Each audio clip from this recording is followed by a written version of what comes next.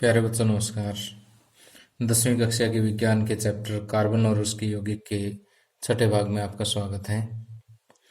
इस video lecture में हम कार्बनिक यौगिकों के रासायनिक गुणों के बारे में अध्ययन करेंगे। तो रासायनिक गुणों में हम 4 मुख्य प्रकार की अभिक्रियाएं पढ़ते हैं, जिसमें से पहली है दहन, दूसरी ऑक्सीकरण, तीसरी संकलन अभिक्रिया और चौथी प्रतिस्थापन अभिक्रिया। हम इन चारों प्रकार की अभिक्रियाओं के बारे में डिटेल से स्टडी करेंगे और इनसे संबंधित जो भी महत्वपूर्ण प्रश्न एग्जामिनेशन पॉइंट ऑफ व्यू से हैं उनको भी हम इस लेक्चर में पढ़ेंगे। आइए सबसे पहले दहन के बारे में पढ़ते हैं कि दहन कौन सी अभिक्रिया होती है। दहन को सामान्य भाषा में हम जलना भी कह सकते हैं। अब देखिए कि किसी भी कार्बनिक यौगिक को जलने के लिए किसकी आवश्यकता होती है। ऑक्सीजन की आवश्यकता होती है। आपको पता ही है कि ऑक्सीजन के बिना तो कोई चीज़ जल ही नहीं सकती। और ये कार्बनिक यौगिक जलने के पश्चात क्या बनाते हैं, कार्बन डाइऑक्साइड प्लस पानी बनाते हैं। ठीक, अब इसको एक उदाहरण के माध्यम से समझाता हूँ कि मान लीजिए मेरे पास मीथेन है। मीथेन जब जलेगी तो इसमें ऑक्सीजन ऐड होगी। ओके, मीथेन का जब दहन होगा तो ऑक्सीजन ऐड होगी और क्या बनाएगा, कार्बन डाइऑक्साइड प्लस पानी यहाँ पर बनेगा। अब इसको बैलेंस करना आपने। बैलेंस करने के लिए यहाँ एक कार्बन हाइड्रोजन 4, यहाँ 2 ही हाइड्रोजन है तो 4 करने के लिए इसको मैं 2 से गुणा कर देता हूँ। ऑक्सीजन देखिए यहाँ पर 2 और यहाँ 2 और 2 4 हो गए, तो इसको मैं 2 से गुणा कर देता हूँ। अब बैलेंसिंग के टाइम आपने ध्यान रखना है कि ये जो पूरा अणु है इसको आप मल्टीप्लाई कर सकते हो। जैसे पानी का अणु है, इसको आप मल्टीप्लाई कर सकते हो। आप यहाँ पर कुछ लगा दोगे तो अणु का सूत्र ही चेंज हो जाएगा। सूत्र चेंज करने की आपके पास पावर नहीं है। आप सिर्फ सूत्रों को पहले गुणा कर सकते हो और फिर ये बैलेंस कर सकते हैं। इसी तरह से दहन का मैं एक अन्य एग्जाम्पल लेता हूँ। हमारे पास मान लीजिए एथेनॉल है, CH3 CH2 OH। जब इसका दहन होगा तो देखिए बनेगा तो भाई कार्बन डाइऑक्साइड प्लस पानी। अब इसको बैलेंस कीजिए। बैलेंस करेंगे तो देखिए यहाँ पर 1 और 2 कार्बन है, यहाँ पर 1 ही है तो इसको मैं 2 से गुणा कर देता हूँ। और अब यहाँ हाइड्रोजन देखिए 3 2 5 और 1 6 हाइड्रोजन है, इधर 2 ही हाइड्रोजन है तो इसको मैं 3 से गुणा कर देता हूँ। ठीक, अब ऑक्सीजन कंपेयर कर लीजिए। ऑक्सीजन यहाँ पर 2 दूनी 4, 4 और 3 7 है, यहाँ पर 1 और 2 3 ही है। अगर मैं इसको 3 से गुणा कर दूँ, 3 दूनी 6 और 1 7, ऑक्सीजन 7 हो गई। अब इसके अलावा देखिए कि दहन के पश्चात कार्बनिक यौगिक कार्बन डाइऑक्साइड और वाटर के अलावा क्या बनाते हैं, ऊष्मा तथा प्रकाश। इसमें और उत्पन्न होता है ऊष्मा तथा प्रकाश। ओके, तो अगर आप अपने नोट्स प्रिपेयर करना चाहते हो तो यहाँ पर मैंने बिल्कुल साफ साफ लिख दिया, आप इसको कॉपी कर सकते हैं। अब देखिए कि जैसे मैंने आपको 2 प्रकार के हाइड्रोकार्बन बताए थे, संतृप्त हाइड्रोकार्बन और असंतृप्त हाइड्रोकार्बन। संतृप्त हाइड्रोकार्बन जिसमें कार्बन कार्बन के बीच में एक कलाबंध होता है यानी एल्केन, और असंतृप्त हाइड्रोकार्बन में कार्बन कार्बन के बीच में डबल बॉन्ड होता है या फिर ट्रिपल बॉन्ड होता है, यानी एल्कीन या फिर एल्काइन। अब देखिए कि संतृप्त हाइड्रोकार्बनों का जब दहन होगा तो स्वच्छ ज्वाला निकलेगी। स्वच्छ ज्वाला का मतलब बिना धुएं वाली ज्वाला निकलेगी। जैसे आपने रसोई गैस को जलते हुए देखा हो, बिल्कुल नीली साफ सुथरी बिना धुएं वाली ज्वाला निकलती है। ठीक, और असंतृप्त हाइड्रोकार्बन जब भी जलेंगे तो यहाँ पर क्या होगा, काला धुआं होगा और पीली ज्वाला जो है वो निकलेगी। और इसके ऊपर अगर हम कोई तस्तरी रखें तो वहाँ पर कजली पैदा होगी, यानी काजल जो है वहाँ पर पैदा होगा। लेकिन एक बात और है कि अगर हम वायु की आपूर्ति सीमित कर दें, यानी सीमित मात्रा में ऑक्सीजन दें उसको, तो संतृप्त हाइड्रोकार्बन भी जो है वो उसकी ज्वाला साफ नहीं होगी, बल्कि काला धुआं और कजली के साथ जो है एक अपूर्ण दहन होगा, यानी इसमें से भी धुआं निकलना शुरू हो जाएगा। इसका मैं आपको उदाहरण बताता हूँ कि कई बार आपने रसोई गैस में देखा होगा कि जो एलपीजी का स्टोव होता है, यानी जो हमारे घरों में हम गैस यूज़ करते हैं, उसमें आपने देखा होगा कई बार बर्तन जो है वो काले होने शुरू हो जाते हैं नीचे से। ठीक, इसका मतलब क्या है कि इसका मतलब यही है कि स्टोव के अंदर जो है नीचे वायु की सप्लाई के लिए छोटे छोटे छिद्र होते हैं, और वो छिद्र किसी वजह से अवरुद्ध हो जाते हैं, रुक जाते हैं। अगर वो छिद्र अवरुद्ध हो गए तो वायु की सप्लाई जो पूरी नहीं मिलेगी, आपूर्ति सीमित हो जाएगी, तो ये जो गैस है एलपीजी, इसका अपूर्ण दहन नहीं होगा, अपूर्ण दहन हो जाएगा, और ये भी काले धुएं के साथ जो है जलना शुरू हो गए, बर्तन जो है वो काले हो जाएंगे, और इससे हमारा ईंधन भी जो है वेस्ट होता है, क्योंकि दहन पूर्ण नहीं होता है। तो अभी तक जो इम्पोर्टेंट पॉइंट्स मैंने आपको बताए हैं ये आपकी स्क्रीन पर दिखाई दे रहे हैं, आप चाहे तो इन्हें नोट कर लें कि संतृप्त हाइड्रोकार्बन के दहन से सफेद ज्वाला निकलती है, जबकि असंतृप्त हाइड्रोकार्बन यौगिकों को जलने से काले धुएं वाली पीली ज्वाला निकलेगी। ओके, जिसके परिणाम स्वरूप धातु की तस्तरी पर कजली निक्षेपित होगी। और दूसरा जो है, वायु की आपूर्ति अगर सीमित कर दी जाए तो संतृप्त हाइड्रोकार्बनों में भी अपूर्ण दहन होगा और कजली ज्वाला निकलेगी। और यदि बर्तनों के तले काले होते दिखाई दे तो इसका अर्थ क्या है? इसका अर्थ यही है कि गैस या केरोसिन स्टोव का जो वायु छिद्र है वो अवरुद्ध हो गए हैं, वो रुक गए हैं, जिससे वायु की आपूर्ति सीमित हो गई है तथा ईंधन का अपूर्ण दहन हो रहा है, और इससे ईंधन भी क्या होता है? व्यर्थ होता है। अब देखिए कि आगे एक इम्पोर्टेंट पॉइंट और आ रहा है कि जैसे अंगीठी में जलने वाला कोयला जो है कभी कभी लाल रंग के समान उज्जवल होता है तथा बिना ज्वाला के ही उष्मा देता रहता है, यानी बिल्कुल हॉट रेड हो जाता है, बहुत ही गर्म लाल हो जाता है, और उसमें से हमें ज्वाला भी दिखाई नहीं देती। वास्तव में ज्वाला कैसे पैदा होती है? जो किसी भी ईंधन के अंदर जो गैसीय पदार्थ जो होते हैं ना, उन गैसीय पदार्थों को जलने पर ही क्या होती है? ज्वाला पैदा होती है। ठीक, तो कोयले को जब हम जलाते हैं तो शुरू शुरू में जो वाष्पशील पदार्थ होते हैं तो वो जलते हैं, तब तक तो ज्वाला निकलेगी। जब सारे वाष्पशील पदार्थ जो वाष्पीकृत हो जाएंगे उसमें से, उसके बाद क्या होगा? सॉलिड कोयला बचेगा, कोई वाष्पीकृत होने वाले पदार्थ है ही नहीं उसमें। उसके बाद क्या है? उसके बाद जो कोयला जलेगा वो बिल्कुल रेड हॉट, बिल्कुल लाल गरम होकर के उज्जवल हो जाएगा। ठीक, तो ये चीज़ें मैंने लिखी है, कई बार इस पर डायरेक्ट क्वेश्चन पूछ लिया जाता है कि अंगीठी में जलने वाला कोयला कभी कभी लाल रंग के समान उज्जवल होता है तथा बिना ज्वाला के उष्मा देता है। ऐसा इसलिए होता है क्योंकि केवल गैसीय पदार्थों के जलने पर ही ज्वाला उत्पन्न होती है। कोयले को जलाने पर उपस्थित वाष्पशील पदार्थ वाष्पीकृत हो जाते हैं तथा आरंभ में ज्वाला के साथ कोयला जलता तथा सभी वाष्पशील पदार्थ वाष्पीकृत होने के बाद लाल रंग के समान उज्ज्वल होता है। ओके, अब आगे क्वेश्चन ये आता है कि कोयले तथा पेट्रोलियम का निर्माण जो है वो कैसे हुआ? अब कोयले या पेट्रोलियम का निर्माण जो है किससे हुआ? जैव मात्रा से।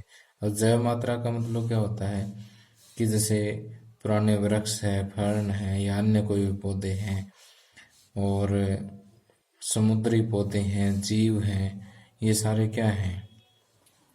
जैव मात्रा ही हैं। ठीक, जो विभिन्न जैविक और भूवैज्ञानिक प्रक्रियाओं पर निर्भर करते हैं कि वास्तव में कोयले और पेट्रोलियम का जो निर्माण है वो जैव मात्रा से हुआ, और उसमें इस जैविक और भूवैज्ञानिक प्रक्रियाएं हुई, और उससे जो है वो क्या हुआ? कोयले और पेट्रोलियम बन गए। अब थोड़ी सी इसकी डिटेल पढ़ते हैं कि कोयला क्या है कि लाखों वर्ष पुराने पेड़, फर्न या अन्य पौधे का अवशेष है जो भूकंप वगैरह या ज्वालामुखी फटने के कारण धरती में नीचे दब गए। ठीक, और धीरे धीरे उनका अक्षय हुआ और वो क्या बन गए? कोयला बन गए। ठीक, अगर सिर्फ कोयले की बात पूछी जाए तो आप शुरू वाली लाइनें लिख करके यहाँ से लिख दीजिए। ठीक, और अगर तेल या गैस की बात करें तो जो पुराने छोटे समुद्री पौधे हैं या समुद्री जीव हैं, उनके अवशेष मृत होने के बाद समुद्र तल में डूब गए थे और गाद से ढके गए। ओके। अब उन मृत अवशेषों पर बैक्टीरिया का आक्रमण और प्रबल दबाव के कारण तेल और गैस का निर्माण हुआ। ठीक। और इसी बीच गाद धीरे धीरे दबकर चट्टान बन गया। जो ऊपर गाद था वो तो चट्टान बन गया। चट्टान के नीचे क्या है? तेल और गैस के भंडार हैं। ओके। तो इस तरह से अगर तेल या गैस का पूछा जाए तो यहाँ से यहाँ तक और शुरू वाले 2 लाइनें यहाँ तक। ओके। मतलब ये जो लाइन है ये तो आपने कोयला और पेट्रोल दोनों में लिखनी है। सिर्फ कोयला पूछे तो इतना, तेल या गैस पूछे तो इसके साथ ही है। ओके। और अगर दोनों पूछे तो पूरा पैराग्राफ लिख देना। ओके। अब जो दूसरी प्रकार की अभिक्रिया है वो है ऑक्सीकरण। अब ऑक्सीकरण अभिक्रिया क्या है कि किसी पदार्थ में ऑक्सीजन का संयोग, क्या ऑक्सीजन का संयोग या हाइड्रोजन का पृथक्करण, यानी किसी पदार्थ में ऑक्सीजन जुड़ना या उसमें से हाइड्रोजन का अलग होना ऑक्सीकरण कहलाता है। ओके। और अब देखिए कोई ना कोई पदार्थ ऐसा होगा जो ऑक्सीजन सप्लाई भी करता है। ठीक है, क्योंकि ऑक्सीजन का संयोग करना तो ऑक्सीजन कहीं ना कहीं से तो आएगी। वो एक विशेष पदार्थ से आती है जो ऑक्सीजन आसानी से छोड़ देता हो। ठीक। और ऐसा पदार्थ जो ऑक्सीकरण में मदद करता है या जो ऑक्सीजन सप्लाई करता है वो ऑक्सीकारक कहलाता है। ठीक। जैसे मैंने यहाँ पर एक सिंपल सी रिएक्शन लिखी है कि एथेनॉल है हमारे पास। एथेनॉल की जैसे ऑक्सीकरण करते हैं तो क्षारीय KMnO4 अर्थात कि पोटासियम परमैंगनेट इसका नाम है, याद रखें, या अम्लीकृत पोटासियम डाइक्रोमेट K2Cr2O7, ये दोनों ही पदार्थ क्या है? ऑक्सीजन सप्लाई कर देते हैं। तो जब ये ऑक्सीजन सप्लाई करते हैं तो ये ऑक्सीजन इसमें ऐड हो जाती है और देखिए क्या बन गया? CH3COOH, एथेनॉइक अम्ल बना प्लस पानी बना है। ठीक। तो ये ऑक्सीकरण अभिक्रिया का उदाहरण है। परीक्षा में कई बार ऑक्सीकारक की परिभाषा डायरेक्ट पूछ ली जाती है, तो ये मैंने अलग से लिख दी थी कि कुछ पदार्थों में अन्य पदार्थों को ऑक्सीजन प्रदान करने की क्षमता होती है। इन पदार्थों को ऑक्सीकारक कहा जाता है। और ये जो दोनों मैंने ऊपर लिखे इनका यहाँ पर मैंने पूरा नाम भी लिख दिया है। ओके। तो ऑक्सीकरण अभिक्रिया में इतना ही है। उसके बाद है संकलन अभिक्रिया। अब देखिए कि संकलन अभिक्रिया जो है, जिसको इंग्लिश में एडिशन रिएक्शन कहते हैं, ये असंतृप्त हाइड्रोकार्बनों में ही होती है, यानी अल्कीन या अल्काइन में ही हो सकती है। अल्केन में ये नहीं हो सकती। क्यों नहीं हो सकती उसका मैं बताता हूँ। पहले तो आप ये समझिए कि संकलन अभिक्रिया क्या होती है। कि संकलन का मतलब जैसे आपको पता है कि जुड़ना, तो संकलन अभिक्रिया के दौरान क्या होता है कि जैसे हमारे पास ये इथीन है, CH2 डबल बॉन्ड CH2। जब इथीन में हम हाइड्रोजन जोड़ रहे हैं तो क्या होता है? संकलन अभिक्रिया में एक बॉन्ड कम हो जाता है। जैसे 2 बॉन्ड होते हैं ना, एक बॉन्ड टूट जाता है। क्यों टूटता है? क्योंकि जब भी डबल बॉन्ड या ट्रिपल बॉन्ड होता है, उनमें से डबल बॉन्ड में एक बॉन्ड तो होता स्ट्रॉन्ग, दूसरा बॉन्ड होता वीक। जो वीक बॉन्ड होता है वो आसानी से टूट जाता है। जबकि अगर ट्रिपल बॉन्ड हो, ट्रिपल में एक तो स्ट्रॉन्ग होता है और 2 वीक होते हैं। ठीक। तो जो वीक बॉन्ड होते हैं वो आसानी से टूट जाते हैं, कमज़ोर बॉन्ड आसानी से टूट जाते हैं। तो अब देखिए यहाँ पर जो कमज़ोर बॉन्ड वो टूट जाएगा। कमज़ोर बॉन्ड टूटेगा तो एक ही बॉन्ड बचेगा कार्बन कार्बन के बीच में। अब 4 पूरा करने के लिए ये एक हाइड्रोजन इधर चले जाएगा, एक हाइड्रोजन इधर चले जाएगी। तो इस तरह से जो है ये हाइड्रोजन, क्योंकि इस पर संकलित होगी, इसलिए इसको हम क्या कहते हैं? संकलन अभिक्रिया कहते हैं। अब ये भी समझ आ गया होगा कि संकलन अभिक्रिया अल्कीन और अल्काइन में क्यों होती है, असंतृप्त में क्यों होती है? क्योंकि एक बॉन्ड को टूटना पड़ता है। अल्केन में एक ही होता है, वो स्ट्रॉन्ग होता है, वो टूटेगा नहीं। ओके, तो अब इसी तरह से अल्काइन का भी समझ लेते हैं कि ये इथाइन है। इथाइन में जैसे हाइड्रोजन ऐड होगी तो देखिए पहले एक बॉन्ड टूटेगा, ठीक, 3 से 2 बनेंगे, ठीक। और अगर आप फिर से इसमें हाइड्रोजन ऐड करते हो तो फिर ये एक और भी टूट जाएगा,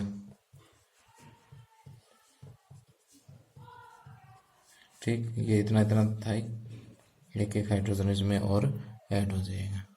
समझ आई बात? अब संकलन अभिक्रिया का अगला उदाहरण जो है हाइड्रोजनीकरण है।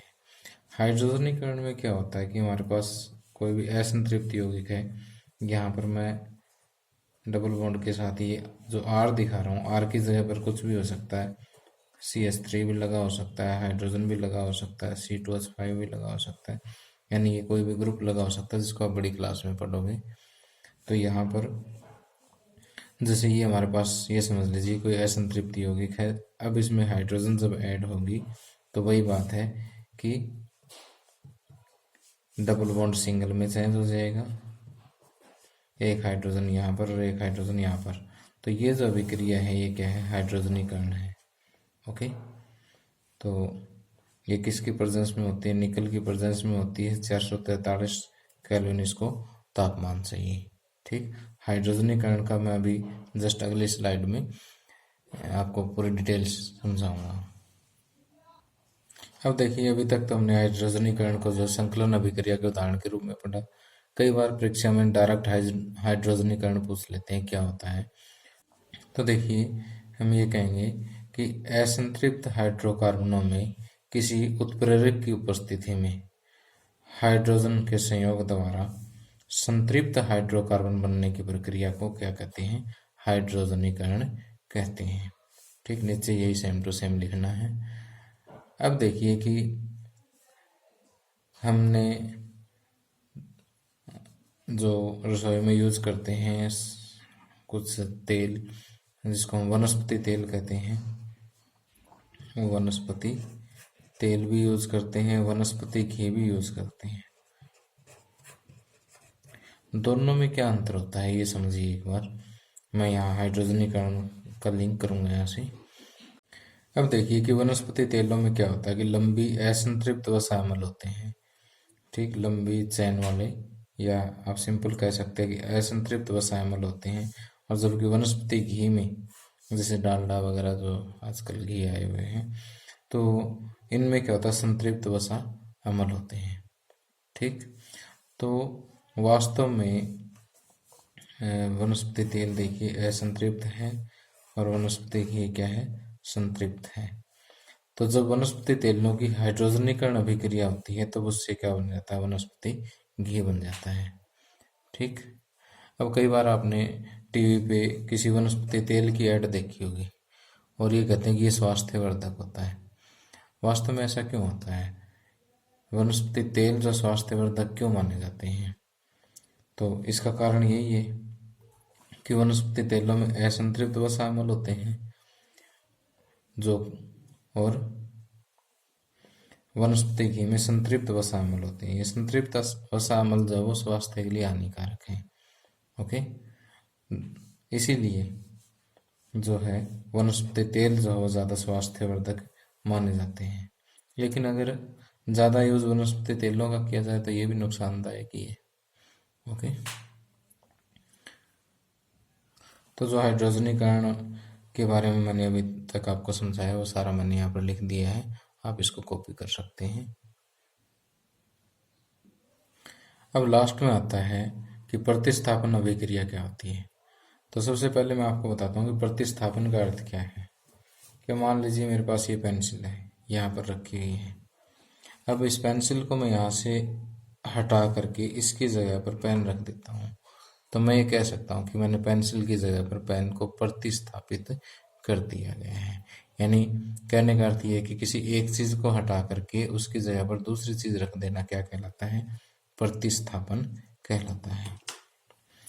तो अगर प्रतिस्थापन का अर्थ समझ आ गया तो ये आपको रिएक्शन भी समझ आ जाएगी कि वह अभिक्रिया जिसमें हाइड्रोकार्बन का एक हाइड्रोजन परमाणु किसी अन्य परमाणु द्वारा प्रतिस्थापित कर दिया जाता हो प्रतिस्थापन अभिक्रिया कहलाती है। तो देखिए जैसे ये जो रिएक्शन लिखी है उसको मैं अच्छे से समझाता हूँ यहाँ पर कि ये हमारे पास मीथेन है CH4, इस पर ये क्लोरीन है। जब इस पर सूर्य का प्रकाश पड़ता है तो क्या होगा कि यहाँ से एक हाइड्रोजन, कोई भी एक हाइड्रोजन यहाँ से हट जाएगी। ठीक, यह हाइड्रोजन हट गई यहाँ से और उसकी जगह पर एक क्लोरीन आ जाता है। ठीक, अब जो हाइड्रोजन हटी और यहाँ से एक क्लोरीन बचा है वो हाइड्रोजन क्लोराइड HCl, हाइड्रोक्लोरिक अम्ल जो है वो अलग हो जाता है। तो इस तरह से ये जो क्रिया है, अभिक्रिया है, ये क्या कहलाएगी? प्रतिस्थापन अभिक्रिया कहलाएगी। ठीक, अब मान लीजिए इसमें से आप लगातार क्लोरीन और पास करते जाओ और सूर्य का प्रकाश देते जाओ तो क्या होगा? एक हाइड्रोजन को और हटा देगा ये। ठीक, और इसकी जगह पर क्लोरीन आ जाएगा। एक क्लोरीन पहले पड़ा ही तो ये CH2Cl2 हो जाएगा। और फिर से अगर इसमें हम क्लोरीन ऐड कर दें उसी तरह से तो क्या होगा? एक हाइड्रोजन और यहाँ से हट जाएगा। ये वाला हटा देते हैं। फिर से अगर आप क्लोरीन पास कर देते हैं इसमें से तो फिर ये जो बचा हुआ ये भी हट जाएगा, रिप्लेस हो जाएगा। ठीक, तो CCl4 बन जाएगा ये। ठीक, जिसको हम कार्बन टेट्राक्लोराइड कहते हैं। ठीक, और इसमें इसका नाम क्या लिखेंगे? देखिए 1 2 3 क्लोरीन है, 3 है तो 3 के लिए यूज़ करते हैं ट्राई, क्लोरीन के लिए क्लोरो, ट्राई क्लोरो। एक कार्बन है तो मिथेन या मेथेन। ओके, इसमें 1 2 3 4 है, 4 कार्बन, 4 के लिए यूज़ करते हैं टेट्रा क्लोरो, क्लोरीन है तो क्लोरो, टेट्रा क्लोरो, एक कार्बन है तो मेथेन। ओके, अब इसमें क्या, 2 क्लोरीन, 2 के लिए यूज़ करते हैं डाई, क्लोरीन है तो क्लोरो, एक कार्बन है तो मेथ, और एक कार्बन में सिंगल ही बॉन्ड होगा तो मेथेन, डाई क्लोरो मेथेन, और ये हो जाएगा क्लोरो मेथेन। ओके, तो कई बार परीक्षा में प्रश्न पूछ लिया जाता है कि क्लोरीकरण किसे कहते हैं और मीथेन से कार्बन टेट्राक्लोराइड कैसे प्राप्त किया जाता है। कि क्लोरीकरण वास्तव में प्रतिस्थापन अभिक्रिया का उदाहरण है कि जिस रासायनिक अभिक्रिया में क्लोरीन द्वारा हाइड्रोजन प्रतिस्थापित हो उसे क्लोरीकरण अभिक्रिया कहते हैं। मीथेन से कार्बन टेट्राक्लोराइड इस तरह से प्राप्त किया जा सकता है कि methane plus chlorine chloromethane, chloromethane plus chlorine dichloromethane, dichloromethane plus chlorine trichloromethane, trichloromethane plus chlorine tetrachloromethane, या कार्बन टेट्राक्लोराइड। कार्बन टेट्राक्लोराइड इसका कॉमन नेम है। ठीक, और टेट्राक्लोरोमीथेन जो इसका IUPAC नेम है। ओके, तो दोनों नाम ही चलते हैं, दोनों याद रखने होंगे आपको। तो प्यारे बच्चों, इसी के साथ ही लेक्चर समाप्त होता है। अगले वीडियो लेक्चर में मैं आपको अल्कोहल और एल्डिहाइड के भौतिक और रासायनिक गुणों के बारे में बताऊंगा। उसके बाद उससे अगला लेक्चर जो है वो साबुन और अपमार्जक पर आधारित होगा। ठीक है, तो नेक्स्ट 2 लेक्चर्स में ये चैप्टर हमारा समाप्त हो जाएगा। अगर ज़रूरत पड़ी तो इसके जो इम्पोर्टेंट क्वेश्चंस हैं वो से अगले लेक्चर में आएंगे। Okay, thank you, have a nice day.